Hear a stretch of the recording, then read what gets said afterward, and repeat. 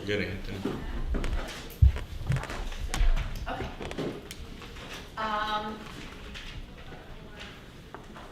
Insurance, we can do a $300 FSA. Or, now I need to identify this because there's some federal laws that go along with it. All right, hang on one second. Let me open that to that.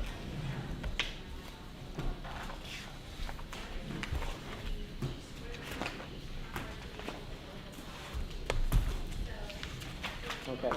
So $300 FSA, when it's provided by the employer, is required to be for any and all benefits eligible person.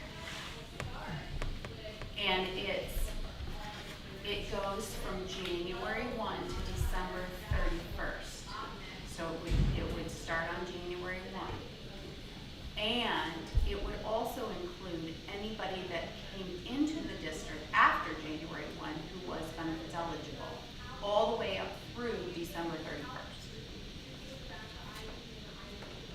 So you're saying if somebody was hired next August, you would also provide them the Yes. car?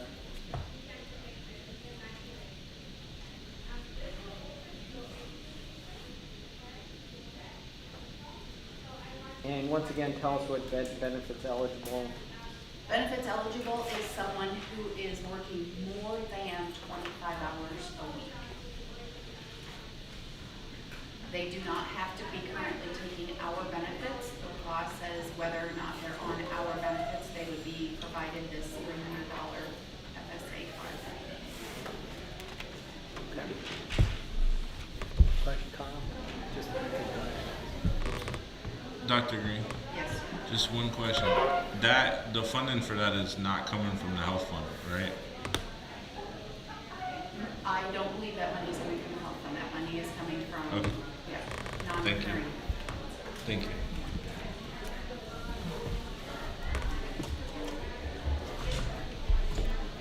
Any questions on our side? All right, when we caucus, we'll talk that over. All right, do you have an answer on the MOA we provided? So we're still costing it out, we're still getting money. There's a lot of people we have to pull the reports from to see who all was the lead and the mentor and how many, and so we're costing that out. I will say I was incorrect. We have 2 additional lead, or peer mentor teacher, or whatever you define them as. We have 2 additional ones that we've hired. So in addition to our 3 that we've had, we now have 2 additional ones. The concern about adding more is that we have infused hiring with coaches. So they're not concerned about the mentoring, because that's why we put the coaches in there, to work with the teachers. So we've already added 2 that are temporary positions, because I believe they're only for the next couple of years. But we are costing out the amounts for the lead and the mentor teachers. And that's what I don't have yet. Have they been hired? Yes, in fact, they gave me names. Teresa Jabari, and doesn't even remember the other name. Oh, Teresa. There is a second name, and I don't remember what her name is. The other concern is if we're hiring peer mentor teachers, they're coming from schools. Yes. So we have hired both of them. They're both in place already.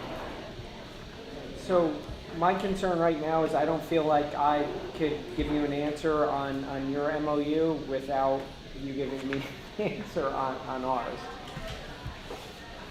Okay, well, they're looking at money right now, so I can't. So I've got people working. are these either an either or would the district consider both of these? Yes, we are considering yours separate and apart from ours. Okay, so Yes. separate and apart. Yes, separate and apart from ours. All right, then I want to counter your MOA. So the first part, I think, we think really important to address is the whole thought and philosophy research behind this proposal. We really want to, we don't object to the idea. We believe that possibly offering incentives would attract people, attract highly qualified, highly effective teachers to these schools. We're not necessarily sold on how these schools were selected. I believe there's examples throughout the state where other districts are doing similar programs to this. We think it'd be important to look at those other programs. We'd like to look at the research in depth about offering incentives to work at high-need schools. So one part of the proposal is if we agree to these schools today, going forward, we'd like a collaborative committee to really delve into this whole concept and come up with a better plan, a more attractive plan, a more effective plan for future years.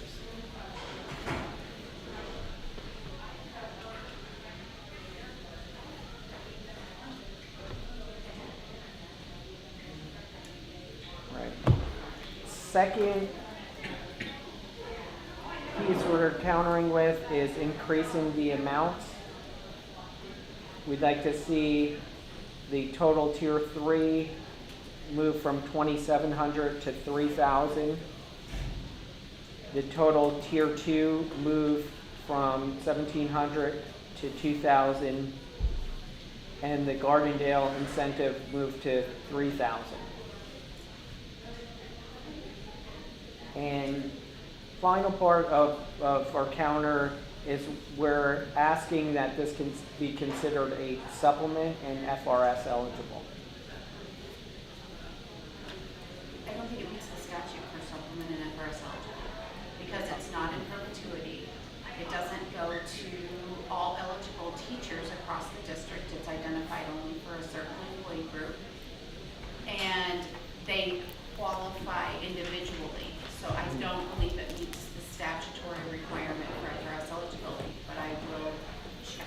Okay.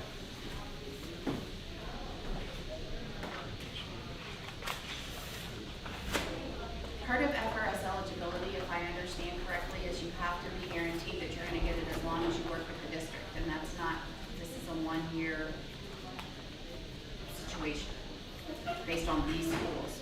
All right, well, we ask that you consider that as part of the counter. All right, so what do you want to do from here? Are you? I do need time for that, for the mentor cost, so why don't we do it? Okay.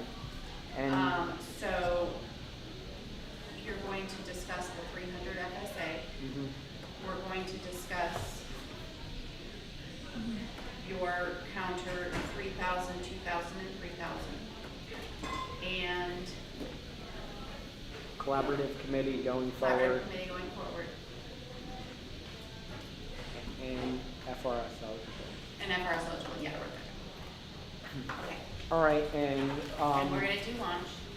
It's 11:37 right now. That was my address growing up, by the way. Oh. 1137 East Julie. So, do you want to say 1 o'clock? Sure. And if we run into data issues with the mentor thing, we'll And contact you. at that time, will you be prepared to counter our salary or let me just say, will you be prepared to accept our salary proposal or counter it? Provided we're done with insurance. Okay, so if we came back and agreed to insurance on the spot, you will have your offer Yes. ready? Okay. This is the clarity that I was looking for. Yes. So 1 o'clock? Yeah, let's say 1 o'clock, and if you're a little late, because you're all out.